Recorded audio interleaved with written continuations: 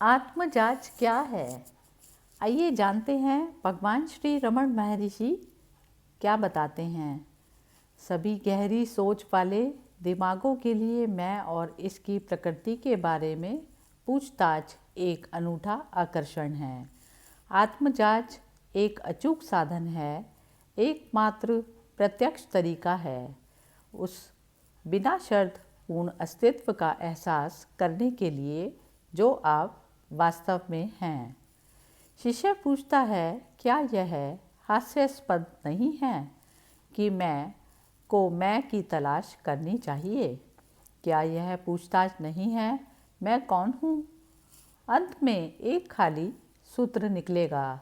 या क्या मुझे इस प्रश्न को मंत्र की तरह दोहराते हुए अपने आप से अंतहीन रूप से पूछना चाहिए? इस पर श्री रमण महर्षि बताते हैं, आत्मजांच निश्चित रूप से एक खोखला फार्मूला नहीं है। यह किसी भी मंत्र के दोहराव से कहीं अधिक है। यदि पूछताछ मैं कौन हूँ महज एक मानसिक प्रश्न होता तो इसका कोई खास महत्व नहीं होता। आत्मजांच का उद्देश्य पूरे दिमाग को उसके स्रोत पर केंद्रित करना है। इसलिए यह कोई मामला नहीं है एक मैं दूसरे मैं की तलाश में है। जहाँ आई विलीन हो जाता है वहाँ दूसरी इकाई अपने आप सेकंड के रूप में उभर आती है। वह पूर्ण आत्मा है। स्वयं की प्रकृति की जांच करना जो बंधन में है और अपनी वास्तविक प्रकृति को पहचानना ही मुक्ति है। यद्यपि मैं का सदैव अनुभव होता है, फिर भी मनुष्य का ध्यान उसकी ओर आकर्षित होना चाहिए, तभी ज्ञान का उदय होता है। यदि अहंकार है तो बाकी सब कुछ भी है, यदि अहंकार नहीं है तो और कुछ भी नहीं है। दरअसल अहंकार ही सब कुछ है, इसलिए यह अहंकार क्या है, इसकी जांच ही सब कुछ त्यागने का एकमात्र तरीका है। मैं गया, मैं आया, मैं था, मैंने किया जैसा अनुभव स्वाभाविक रूप से हर किसी को आते हैं। क्या इन अनुभवों से यह प्रतीत नहीं होता कि चेतना मैं ही उन विभिन्न कृत्यों का विषय है? उस चेतना की वास्तविक प्रकृति की जांच करना और स्वयं के रूप में बने रहना ही किसी की वास्तविक प्रकृति को समझने का तरीका है। इसका लक्ष्य क्या है? उद्देश्य मैं बोध की जड़ तक पहुंचना है। प्राकृतिक खुशी पाने के लिए व्यक्ति को स्वयं को जानना होगा। उस आत्मजांच के लिए मैं कौन हूँ प्रमुख साधन है। संतुष्टि तभी हो सकती है जब आप स्रोत तक पहुँच जाएं, अन्यथा बेचैनी होगी। मैं कौन हूँ और कहाँ से आया हूँ की खोज में गहराई से उतरने पर विचार गायब हो जाते हैं और स्वयं की चेतना प्रत्येक साधक के हृदय की गुहा के भीतर दूसरी के बीच के रूप में चमकती है। और यही स्वर्ग है, यही वह शांति है, आनंद का निवास है। वह स्थिति सभी के लिए स्वीकार्य है जिसमें वस्तुनिष्ठ दृष्टिकोण को त्याग कर व्यक्ति स्वयं को जानता है और एकता या द्वैत, स्वयं और अहंकार की सभी धारणाओं को खो देता है। विषय और वस्तु का द्वंद्व और दृष्टा, दृश्य और दृश्य की त्रिमूर्ति केवल एक के समर्थन से ही मौजूद रह सकती है। यदि कोई उस एक वास्तविकता की तलाश में अंदर की ओर मुड़ता है तो वह भटक जाता है। जो लोग इसे देखते हैं कि वे है, जो बुद्धि को देखते हैं वे कभी संदेह में नहीं रहते। इस सत्य को जानना है कि मैं भगवान ईश्वर से अलग नहीं है और कर्ता होने की भावना कर्तृत्व अहंकार से मुक्त होना है। जब यह संसार जो कि दृश्य है दूर हो जाएगा तब स्वयं का जो कि दृष्टा है बोध होगा। यह साधना ही काफ़ी है, इसमें कोई संदेह नहीं कि व्यक्ति को एक के बाद एक अच्छे गुण विकसित करते रहना चाहिए और इस प्रकार मोक्ष की तैयारी करनी चाहिए। लेकिन जो लोग ज्ञान या विचार मार्ग का पालन करते हैं, उनकी साधना ही सभी दैविक गुणों को प्राप्त करने के लिए पर्याप्त है। उन्हें कुछ और करने की ज़रूरत नहीं है। यदि कोई स्वयं के बारे में निरंतर चिंतन का सहारा लेता है, जब तक कि स्वयं को प्राप्त नहीं कर लिया जाता, केवल वही काम करेगा। पूछताछ मैं कौन हूँ सभी दुखों को दूर करने और परम आनंद की प्राप्ति का मुख्य साधन है। अपने पूर्ण आत्मानुभव को कभी ना भूलना ही वास्तविक भक्ति, योग, मन पर नियंत्रण, ज्ञान और अन्य सभी तपस्याएं हैं। अहंकार को सहज ही नष्ट करने वाली यह विधि भक्ति, ध्यान, एकाग्रता और ज्ञान कहलाने योग्य है। अस्तित्व के हृदय में अवशोषण, जहाँ से हम उत्पन्न हुए, कर्म, भक्ति, मिलन और ज्ञान का मार्ग है, केवल परिपक्व आत्माओं के लिए उपयुक्त। यद्यपि परम सिद्धांत है और आत्मजांच सर्वोच्च और सीधा मार्ग है, यह युगों से सबसे लोकप्रिय नहीं रहा, क्योंकि अधिकांश लोगों के लिए यह बहुत कठोर और कठिन लगता था। यह केवल परिपक्व आत्माओं के लिए उपयुक्त है। बाकियों को अपने मन की स्थिति के अनुसार अलग अलग तरीकों का पालन करना चाहिए। आत्मजांच कैसे काम करता है, आइए जानते हैं। विचार तब शुरू होता है जब अपने आप से चिपक जाते हैं और पहले से ही मानसिक गतिविधि विचार तरंगों से दूर हो जाते हैं। एक बार जब मैं उभर आता है तो बाकी सब उभर आता है।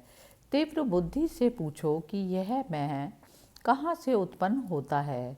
यह मैं कहाँ से उत्पन्न होता है, इसे अपने भीतर खोजें। यह फिर गायब हो जाता है। यह बुद्धि की खोज है। विचार ही मन का निर्माण करते हैं और सभी विचारों का आधार या स्रोत मैं विचार है। मैं मन है। यदि हम मैं के स्रोत की तलाश में अंदर की ओर जाते हैं तो मैं नीचे गिर जाता है। यह ज्ञान जांच है। यदि कोई पूछता है मैं कौन हूँ, मन के भीतर व्यक्ति मैं हृदय तक पहुँचते ही लज्जित होकर गिर जाता है और तुरंत वास्तविकता दूसरे मैं के रूप में अनायास ही प्रकट हो जाती है। यद्यपि यह स्वयं को मैं के रूप में प्रकट करता है, यह अहंकार नहीं है बल्कि पूर्ण अस्तित्व, पूर्ण स्व है। जिसे आप अभी अपना स्व कहते हैं, वह वास्तविक स्व नहीं है, जिसका ना तो जन्म होता है ना ही मृत्यु होती है। जब कोई लगातार मन की प्रकृति के बारे में पूछताछ करता है तो मन स्वयं को छोड़ना समाप्त कर देता है। जिसे आत्मा कहा गया है वह आत्मा है। जब अन्य विचार उठते हैं तो उनका पीछा नहीं करना चाहिए बल्कि पूछना चाहिए वे किसके लिए उठते हैं। इससे कोई फर्क नहीं पड़ता कि वे कितने विचार ऊपर उठते हैं। जैसे ही प्रत्येक विचार उठे, व्यक्ति को परिश्रम पूर्वक पूछना चाहिए यह विचार किसके मन में उत्पन्न हुआ।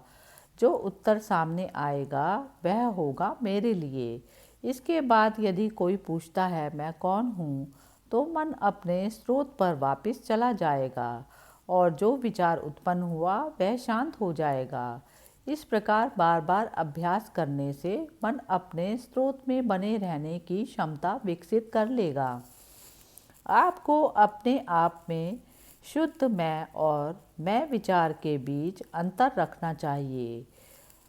केवल एक विचार होने के नाते विचार और वस्तु को देखता है, सोता है, जागता है, खाता है और सोचता है, मर जाता है और पुनर्जन्म लेता है। लेकिन शुद्ध मैं शुद्ध अस्तित्व है, शाश्वत अस्तित्व है, अज्ञान और विचार भ्रम से मुक्त है।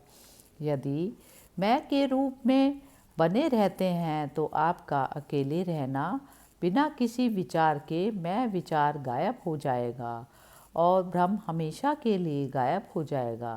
सिनेमा शो में आप केवल बहुत कम रोशनी या अंधेरे में ही तस्वीरें देख सकते हैं, लेकिन जब सभी लाइटें चालू हो जाती हैं तो सभी तस्वीरें गायब हो जाती हैं।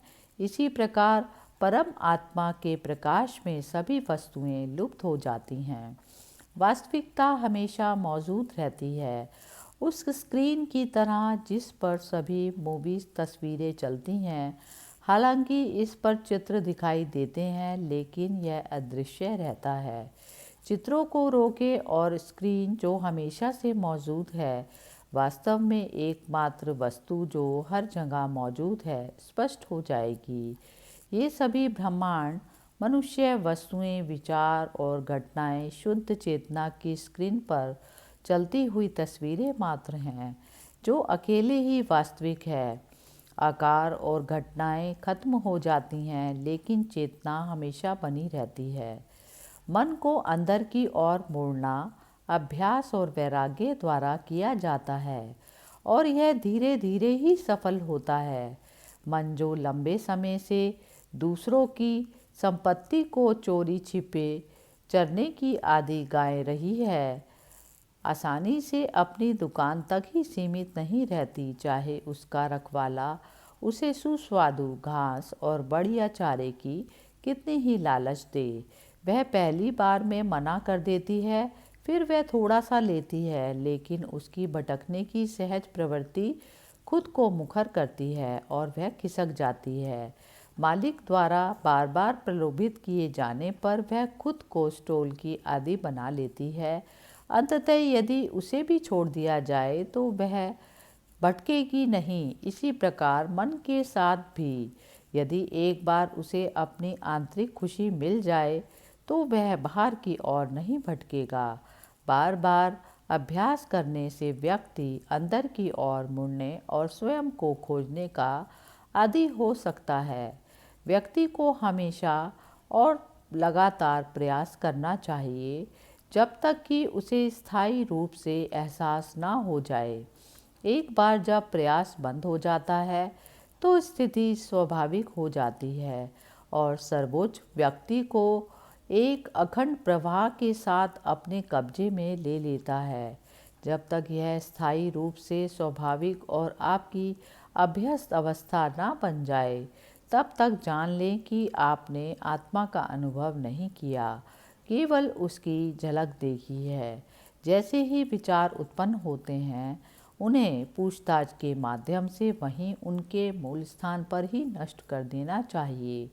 जब तक किले के भीतर दुश्मन है, वे आगे बढ़ना जारी रखेंगे।